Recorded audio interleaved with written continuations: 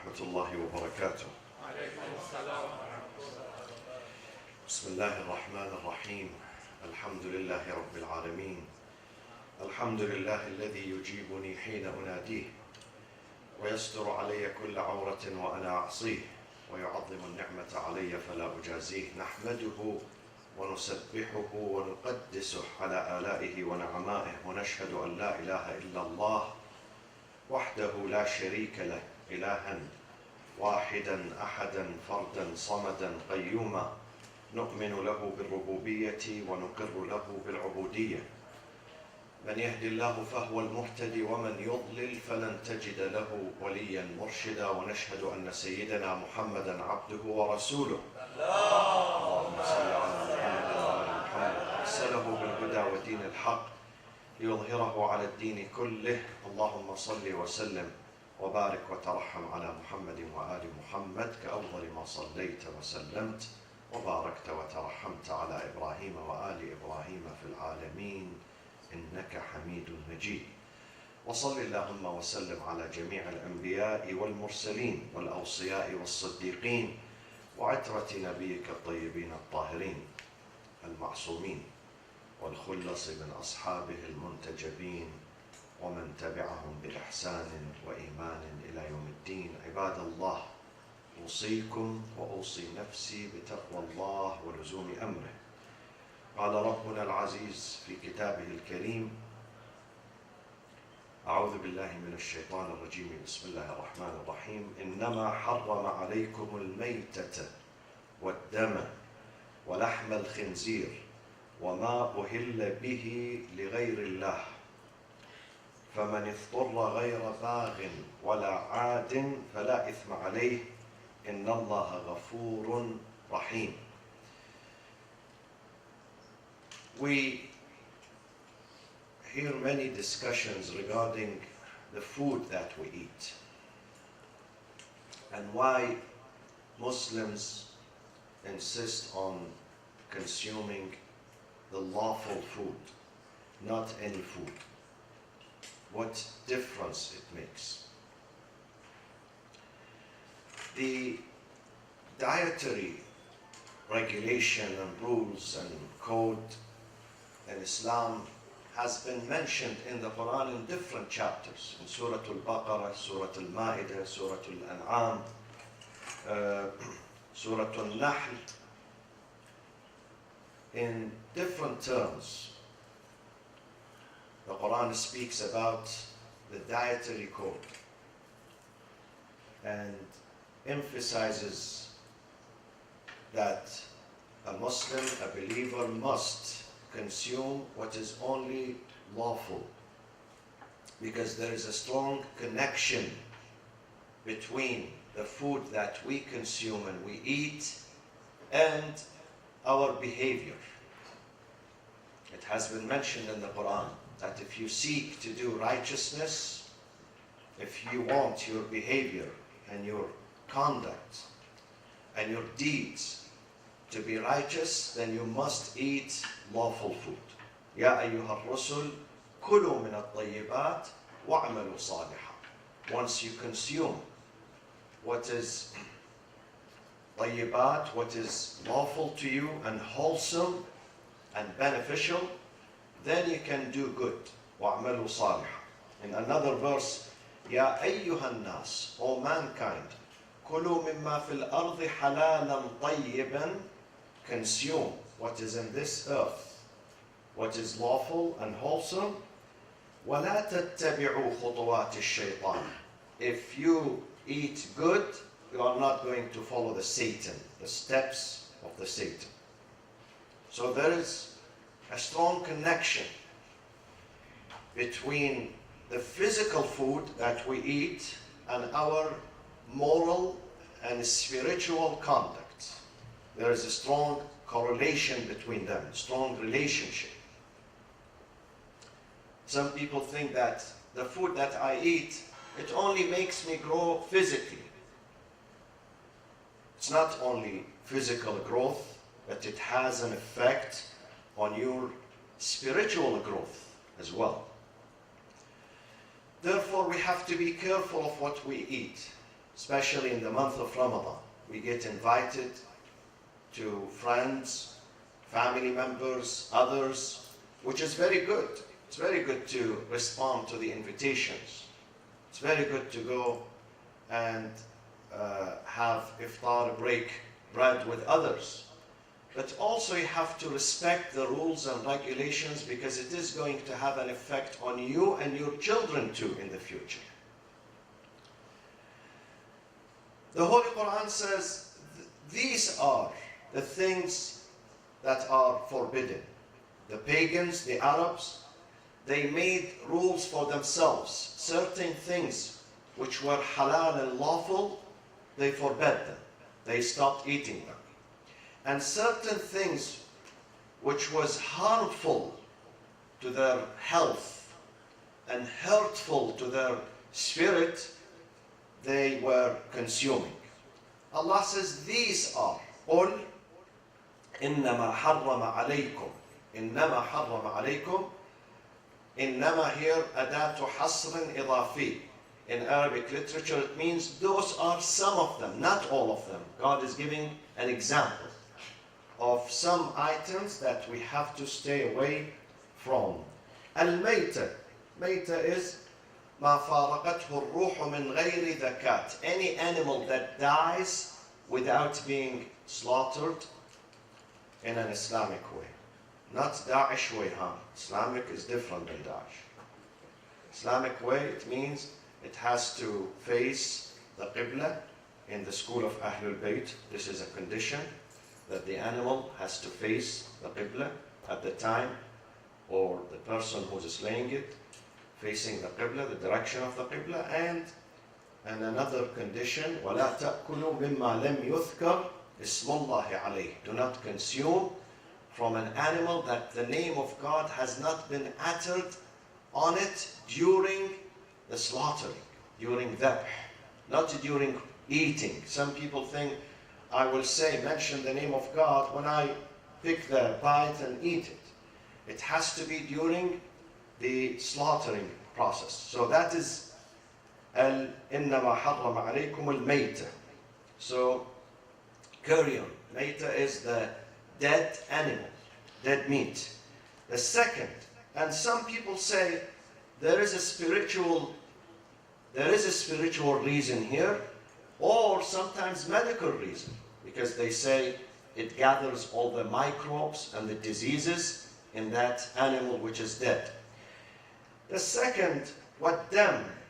Again, there is a health reason and there is a moral reason for not consuming and drinking blood, because it is really repugnant to the human decency and human nature to drink blood. Stay away from that for a spiritual reason and for physical reason and medical reason. The hadith says, أَمَّا الدَّمُ فَإِنَّهُ يُورِثُ الْقَسْوَةَ فِي الْقَلْبِ. When someone drinks blood, it will bequeath him with a stiffness of the heart. قَسْوَةُ الْقَلْبِ.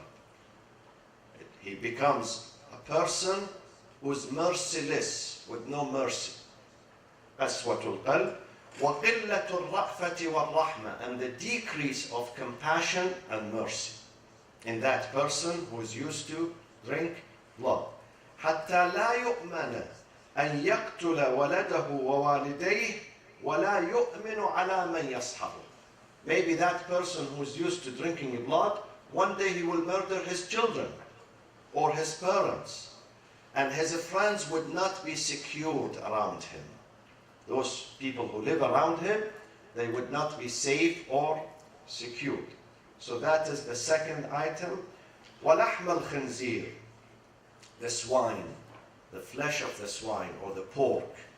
Again, there is a spiritual reason in that and physical reason, medical reason, because scientists tell us that the pork, the pig survives on the human waste sometimes. They like to consume human waste, and therefore their meat is liable to disease more than any other kind of meat.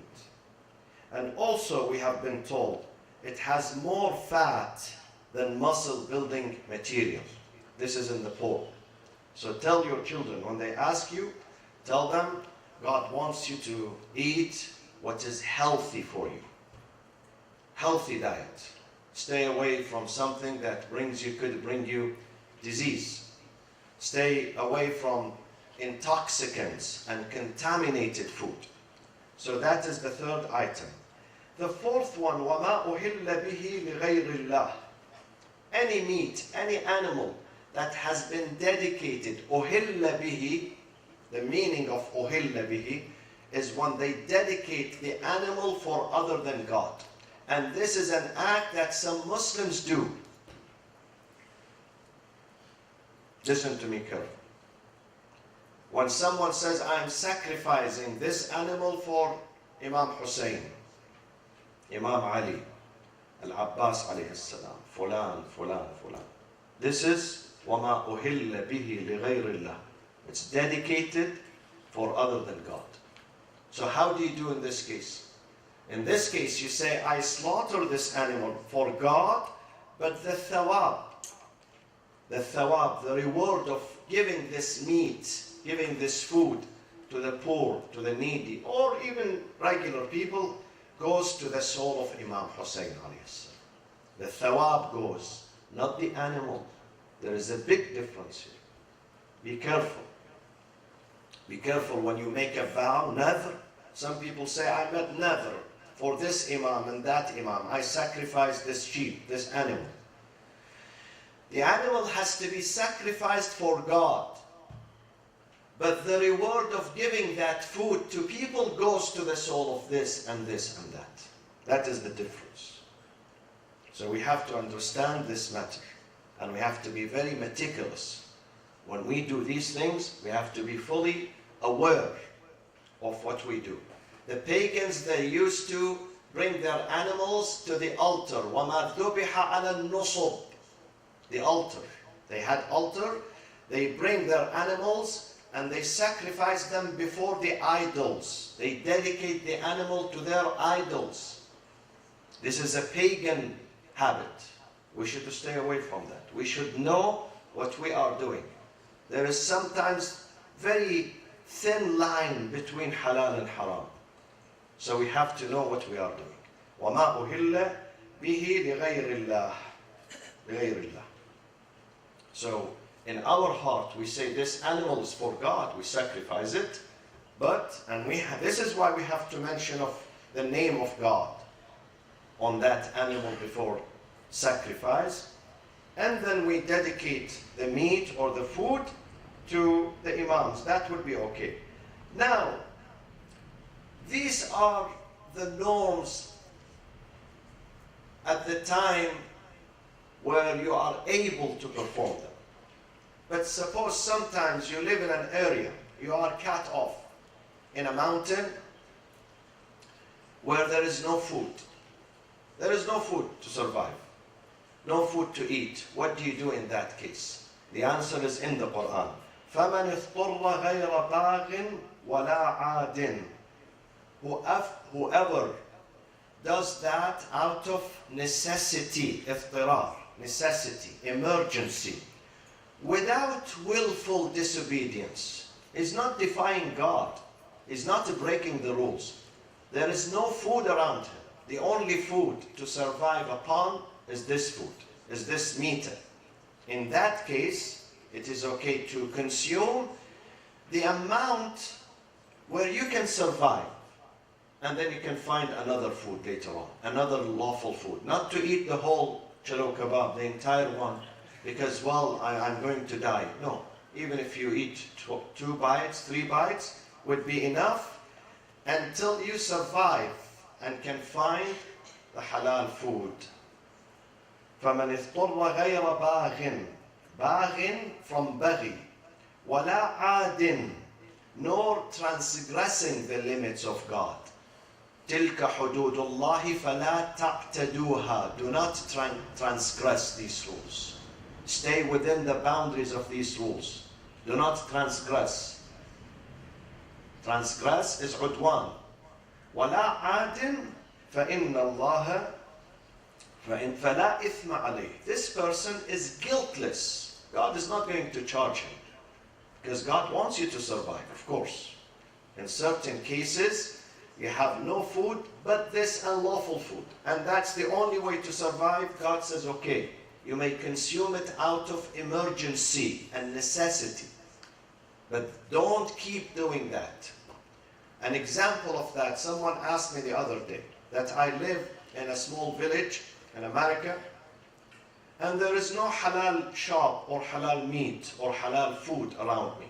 But then there is another village which is 50 miles away. 50 miles away. And therefore I'm eating haram. I said, but if they tell you there is a concert, good musician coming to town and concert 50 miles away, and you are invited, would you go or not? He said, to be honest, I will go, say it, because this is entertainment. I said, then you have to go, because you can travel. It's okay for you to travel outside town for entertainment. Therefore, you have to go also to entertain your spirit and your ruh, and to protect your ruh, to shield it against contamination, spiritual contamination and intoxication. Then you must travel. This is not an excuse that in your village there is no halal food. This is not an excuse.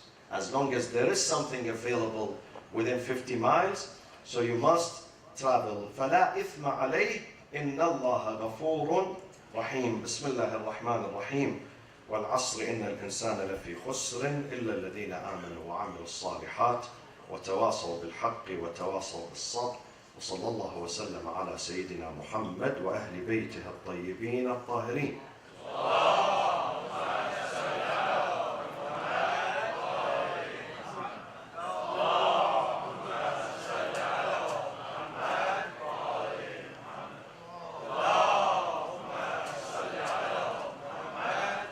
بسم الله الرحمن الرحيم. الحمد لله رب العالمين.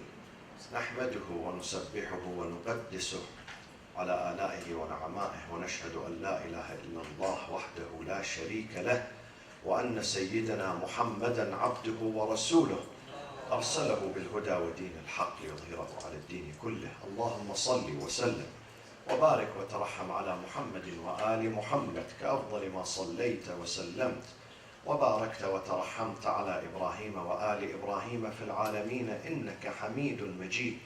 وصل اللهم وسلم على خلفاء نبيك وأوصيائه وأهل بيته وأحبته، علي أمير المؤمنين وقائد الغر المحجلين، وعلى البضعة الطاهرة فاطمة الزهراء سيدة نساء العالمين، وعلى سبطي نبي الرحمة وسيدي شباب أهل الجنة الحسن والحسين عليهما السلام، وعلى علي بن الحسين ومحمد بن علي وجعفر بن محمد وموسى بن جعفر وعلي بن موسى ومحمد بن علي وعلي بن محمد والحسن بن علي والخلف الهادي المهدي، عجل الله تعالى فرجه وسهل مخرجه وجعلنا من أنصاره وأعوانه. عباد الله، أوصيكم وأوصي نفسي المقصرة المذنبة بتقوى الله ولزوم أمره. Tomorrow is the 15th of the month of Ramadan, and it's the occasion of the birthday of the second Imam of the school of Ahlul Bayt, Al-Imam Al-Hasan ibn Ali Al-Mujtaba alayhi salatu wassalam.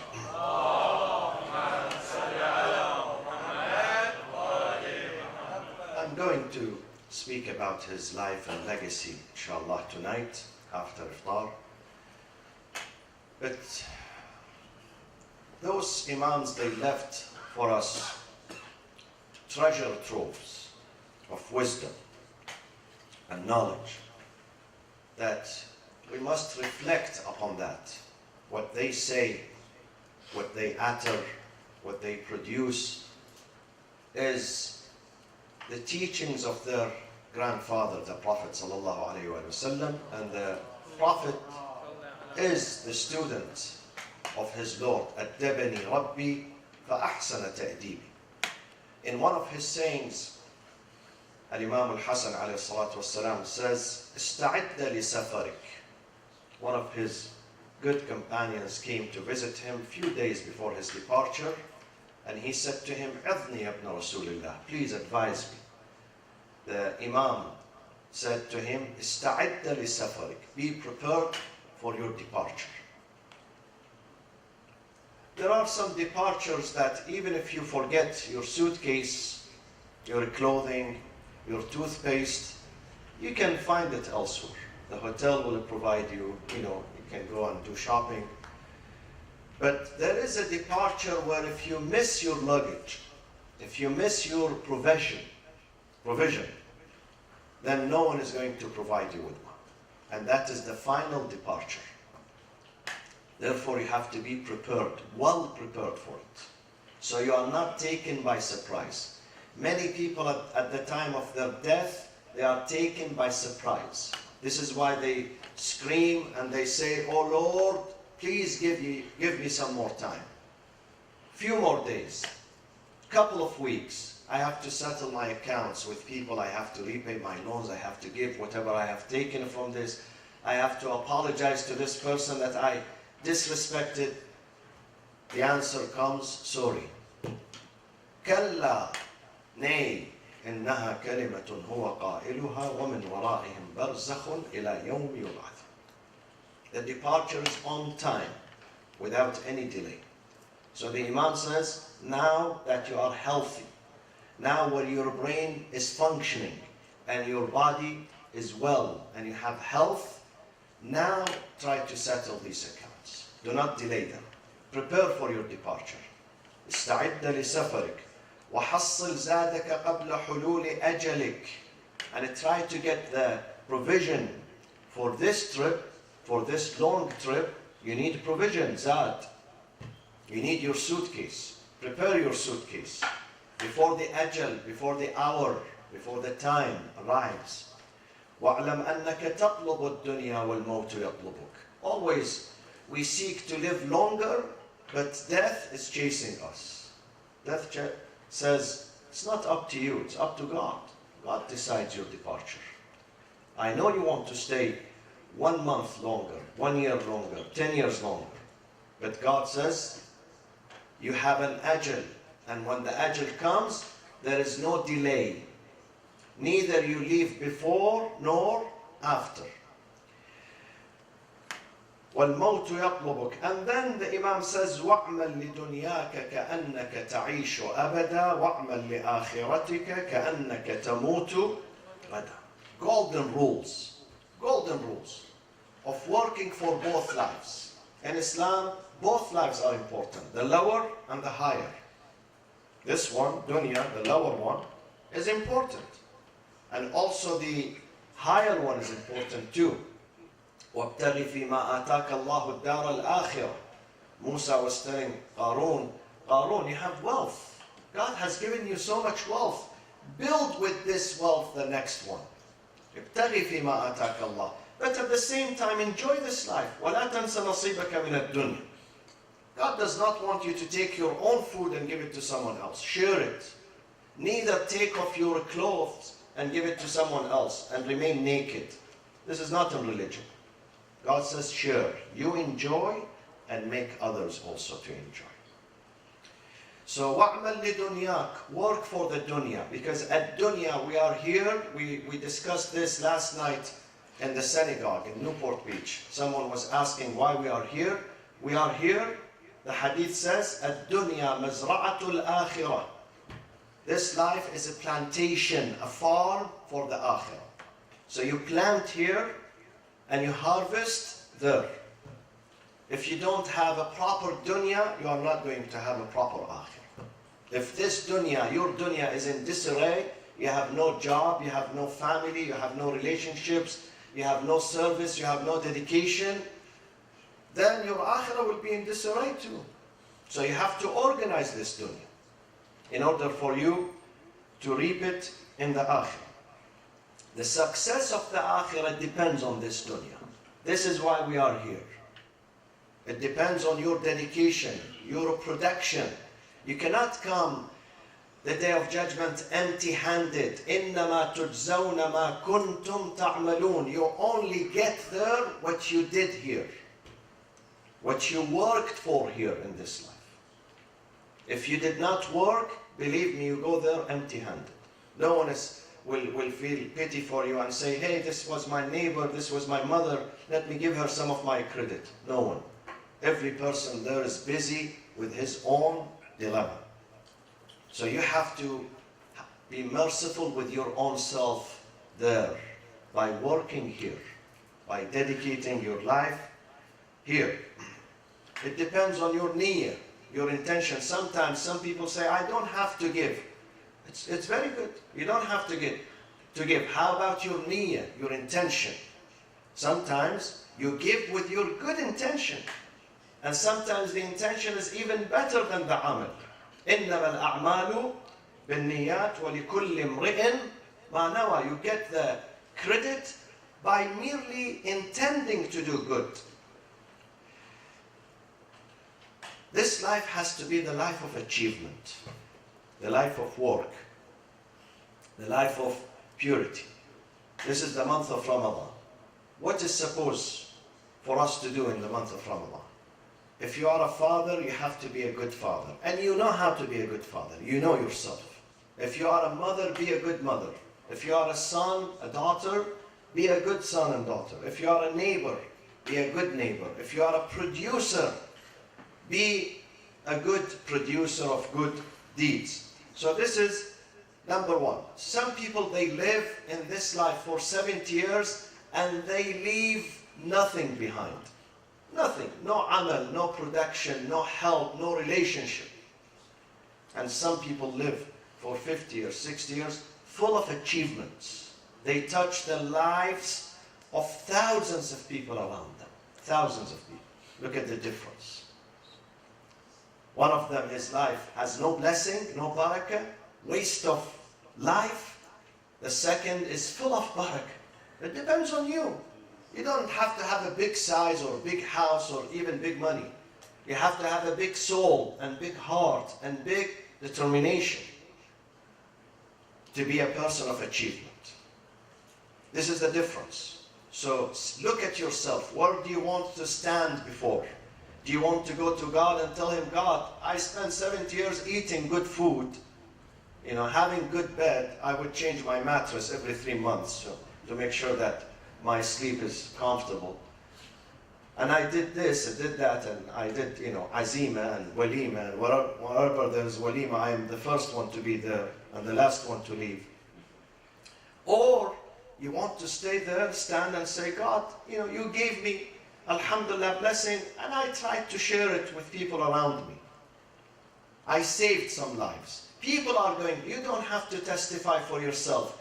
Those that you saved here, they're going to come to your aid and say, God, we witnessed this person saved me, protected me, maintained me, came to my help, came to my aid, advised me. Whenever I was confused and lost, he came to me. People will come to your aid. إِنَّمَا تُجْزَوْنَ مَا كُنْتُمْ تَعْمَلُونَ وَأَعْمَلْ لِآخِرَتِكَ كَأَنَّكَ تَمُوتُ غَدًا. We have to be on standby. My friends, never trust this dunya. Wallahi, death can come any second. Any second. I was looking, when I came to America in 1994, I had a phone book, old phone book. Still I have it on my desk. And at that time we did not have these iPhones, so I would store the numbers. Anyone I meet, fulan, his name and his number. I had a chance 2 days ago to go back to my phone book, the old phone book, and look at the names and the numbers. Believe me, maybe 30-40% of them are dead. Since 1994, not too long. 30-40% of the names that I saw there, men and women, are no longer with us. Many of them were here in this community, in this masjid, in the board of directors of this masjid. They are no longer with us. This is a reality. It's a reality. We think death is reserved for others. But me, I have to reach 95 years old. This is wrong. This is wrong. Some people say my father, reached his 90s, so I am, it's in my gene, alhamdulillah, my family is healthy. No, that doesn't happen. Sometimes the children die before their parents. Never trust life. Be prepared. وَاعْمَلْ لِآخِرَتِكَ كَأَنَّكَ تَمُوتُ غَدًا. Never delay the ihsan, the goodness, the istighfar. Never delay that. Never say, I'm going to go next year to Hajj, 2 years from now, 10 years, and I will settle my account with God. Don't say that. Don't say that. Be prepared for the departure. May Allah bestow good health on you, inshallah, and long life with goodness and prosperity, inshallah. But we have to be prepared. The last time I announced about this, on Sunday there is a good cause, a fundraising for a hospital in the city of Imam Hussein in Karbala. The hospital took 10 years to build and it cost $30 million. Now, alhamdulillah, 2 weeks ago opened its doors to people, and many of those who go there are orphans and poor people. And also today actually, there was a bombing in the city of Karbala. And many people died, and some of them were taken to this hospital to the emergency room. So if you'd like to help, it's Sunday at Irvine Spectrum at about 6 p.m. inshallah, the iftar and the fundraising.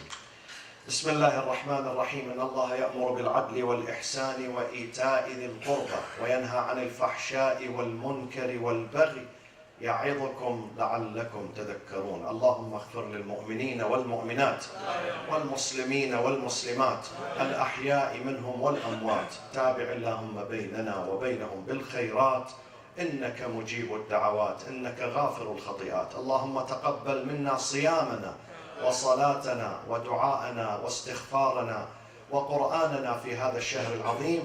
The nights of Qadr are going to begin from Tuesday, inshallah. The first night is Tuesday, then Thursday, then the grand night will be Saturday, inshallah. And the masjid is open every night, 1 hour before sunset, with Quranic session and iftar and salat and dua and lecture, and all of you are welcome to attend, inshallah. وعجل اللهم في فرج سيدنا ومولانا صاحب العصر والزمان وإلى أرواح المؤمنين والمؤمنات والشهداء ثواب الفاتحة مع الصلاة على محمد وآل محمد.